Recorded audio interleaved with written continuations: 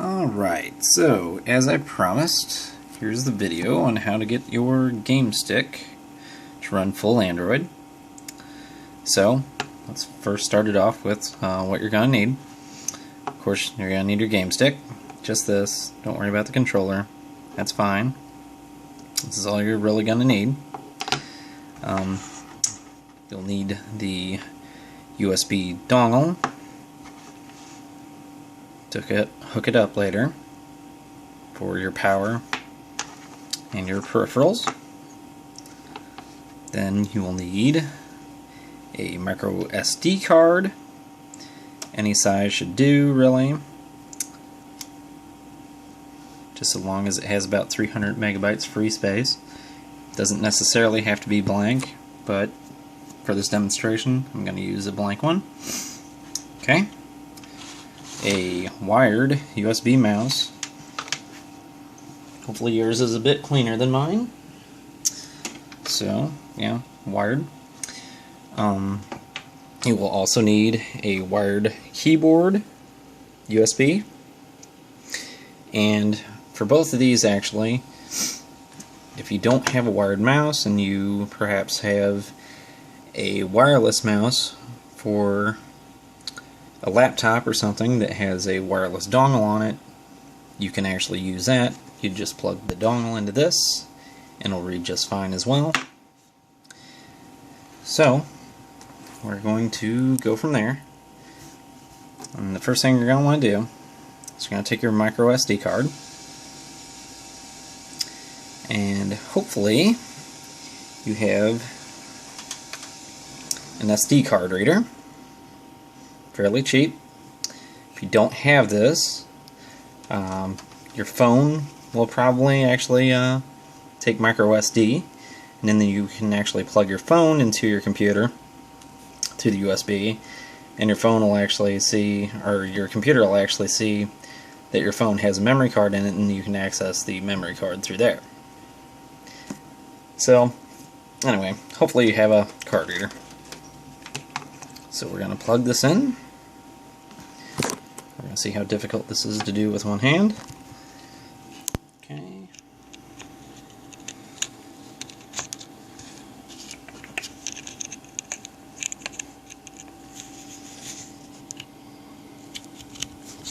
Alright, so I plugged my micro SD card in.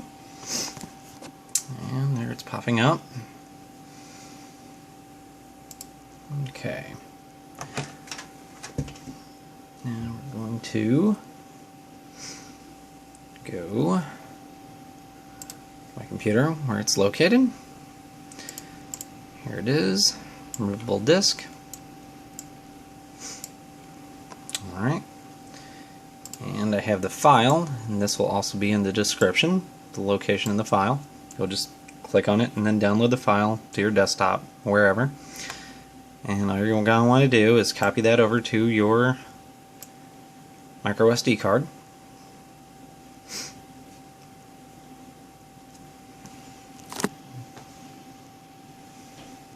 So yeah, you'll need 234 megabytes of free space.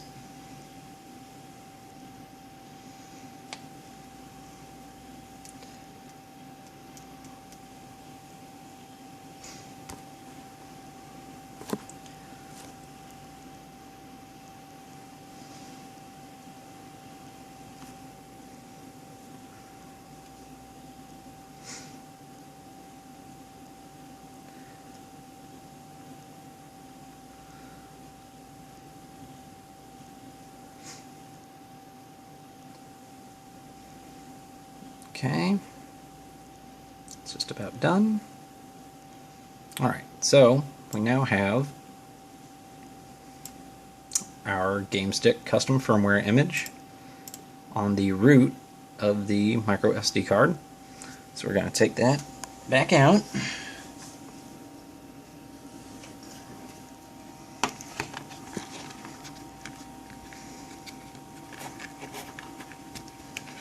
Okay. So, next step is to place it inside the GameStick.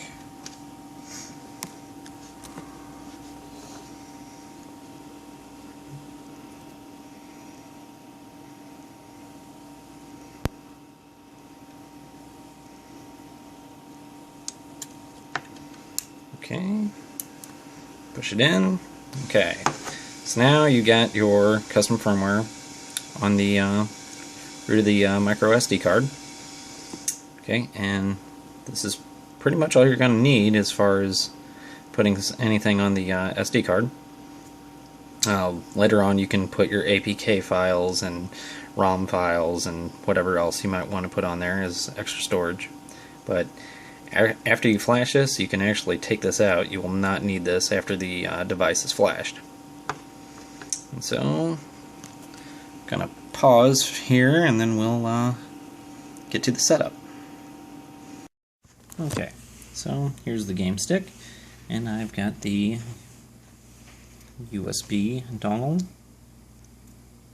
or connector hooked up to it, and through the USB here is how we're going to get the power, or the 5-volt power, to the GameStick through the TV.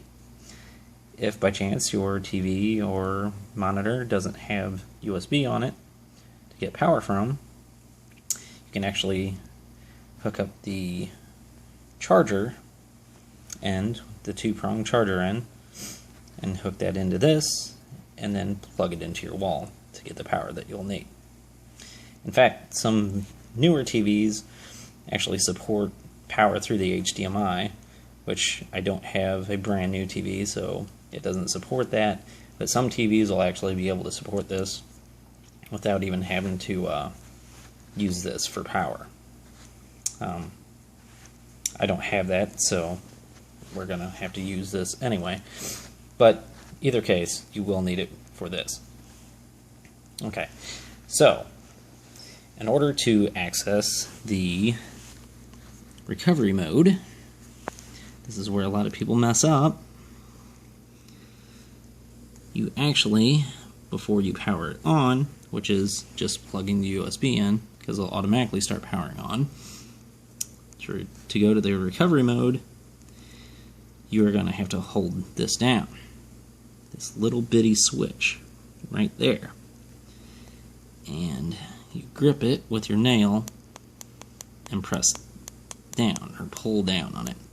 It's not a button. You don't press in, you pull down.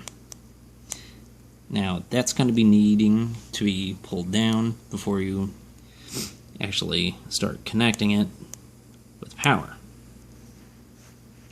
In fact, what's going to happen is when you have this plugged in, this will light up, but before it lights up, you better be holding this down, because that's how it goes in recovery mode. I would show that, but trying to record with one hand and plug that in and pull that down would be pretty much a nightmare. So I'll show you once we're into the recovery mode. Alright, so I'm actually going to attempt to plug this in to the GameStick while recording, and right now you'll see that I have this plugged into my USB on my TV, and I also have the USB keyboard plugged into the dongle. So it's got the keyboard accessible, and it's got the power it should need. Now I'm going to attempt to hold this down while recording and give it power. Okay, so hold that button down. Hopefully you can see this. Holding that button down, plug it in the USB power, or micro USB power. Okay, and you'll see there, it lights up. You can now release that. Now it's in recovery mode, but you won't know that until you plug it into your HDMI port on your TV, so you'll actually get a video signal. So now let's do that.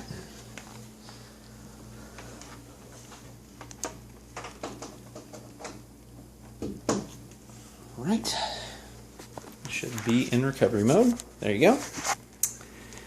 And this is exactly what your screen should look like.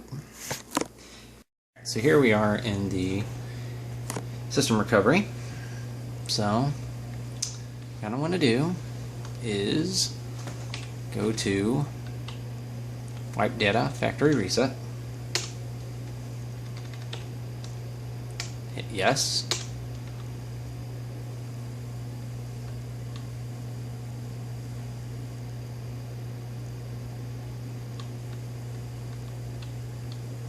okay. Then you're going to want to go to apply update image. You're going to want to select your SD card where your custom firmware is. Now I already loaded up a bunch of ROMs and stuff like that onto my SD card, but anyway, what you're going to want to go to is the GameStick custom firmware.image. Hopefully that's the only one on your card, and you'll hit OK on that. Now it's going to start installing the custom firmware.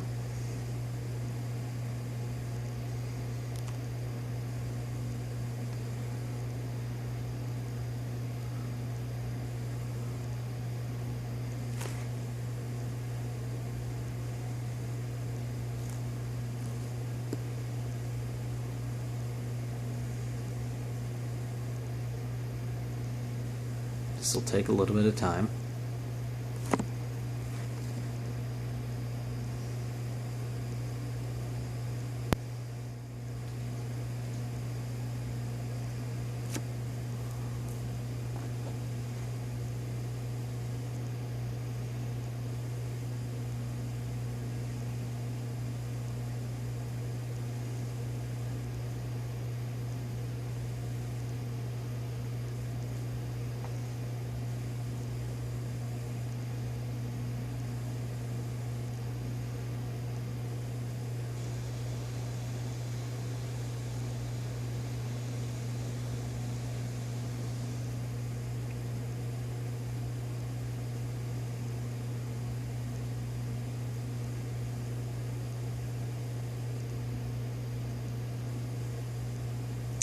Once this is done installing, you can actually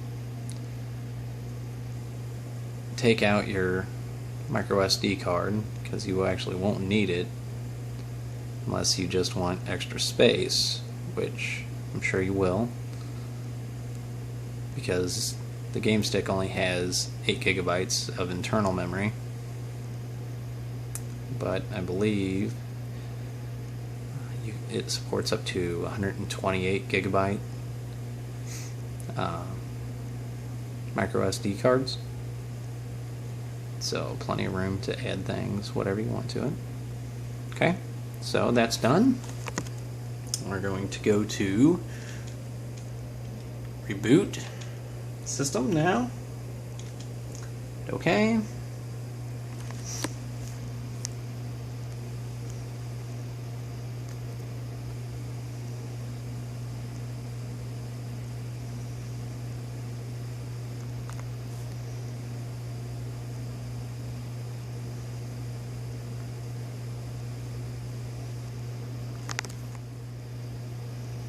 Now the first boot up will take a little bit longer than normal, just because it's setting everything up.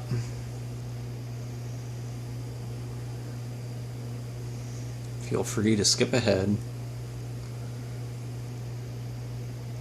Alright, this is after the initial setup. You'll come to this screen. You'll just take your keyboard, hit agree. I actually prefer the original launcher, so we're going to go with original launcher. Click enter, and I'm going to go with always. It doesn't matter. I mean, you can try Nova Launcher if you like. And so this is what you'll have: a vanilla, or mostly vanilla, Android desktop. Now, what you can do at this point is unplug your keyboard,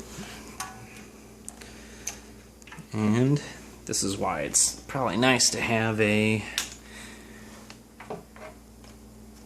USB hub so you can have this stuff already plugged in. But really, you don't need everything plugged in at once unless you're going to have external hard drives and stuff.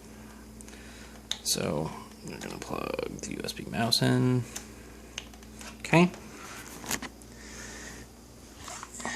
And you can actually sync up the... Okay, there we go. And I'm going to get rid of this clock because I don't want it there. So I'm going to click and hold down on that, get rid of that. Alright. Going to go up here. This will be all of our apps. And you'll see that SPMC is already installed. Now this is an older version. I would recommend getting the newest one through the Play Store. So I'm actually going to just add a icon for the Play Store on the main screen. You can set up your own Google account and get the newest version of SPMC. I'm not going to go through all that. And what I always like to do is put settings on the desktop. Alright, and from here, you'll go to that, and it'll show all your Wi-Fi signals, and you'll connect to your Wi-Fi.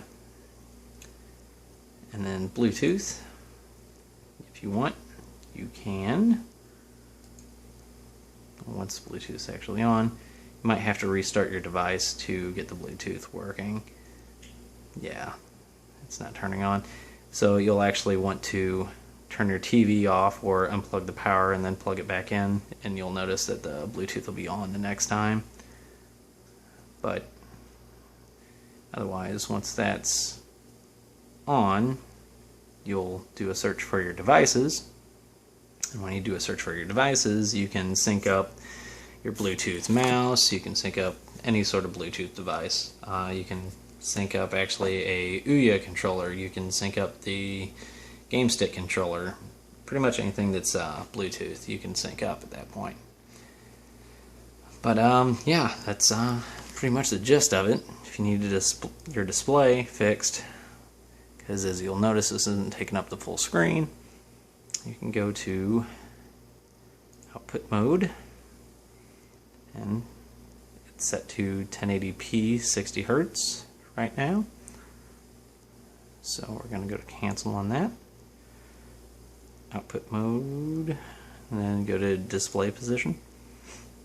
And then you can actually use this to stretch out your screen and fill up the entire screen. So we're going to do that real quick. It just depends on your TV's resolution if this will fill the whole thing or not. Anyway, that'll look alright. Stretch it up, stretch that down. Okay, and then your left click is obviously selecting things. Back is your right click. Okay, we're going to hit yes on that. So, okay, and then right click back. Alright, so that's pretty much everything set up the way you'd want it. From here on out, you know, it's just like any other Android device. You know, you'd set up your Google account, put on your emulators, put on SPMC with its add-ons. Any sort of normal apps that you'd run on Android will run on here just fine. But anyway, yeah, there you go. So you have a desktop Android on your TV, and you can do pretty much whatever you want with it. At this point, you don't necessarily need the mouse and the keyboard anymore, but I would recommend keeping the USB mouse plugged into it just because it's easily accessible that way. The GameStick, I find, doesn't like to sync up with the Bluetooth all the time. It's just something to do with the GameStick controller. It always has syncing issues. Let's see, I've actually had the Ouya controller sync to this, and believe it or not, the Ouya controller actually syncs better than the GameStick controller does. Wired, you can use a wired 360 controller. You can use about any wired USB controller with this.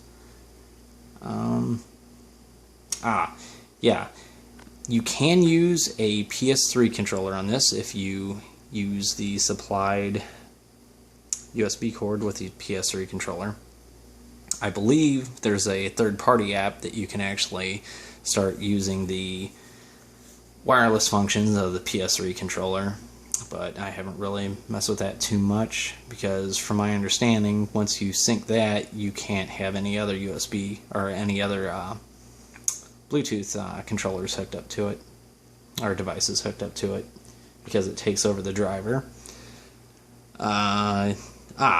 You can also use an Xbox 360 wireless controller on it, but you hook the USB dongle for the Xbox 360 wireless controller to it. You can probably find those pretty much anywhere. I think they run about $10 to $15, but they're meant so that you can use wireless controllers on your computer, but they'll work just fine with the GameStick as well. So anyway, I hope this helped. If you have any questions, just ask in the videos, comments, and I'll try to get back to you. Thanks for watching. Bye.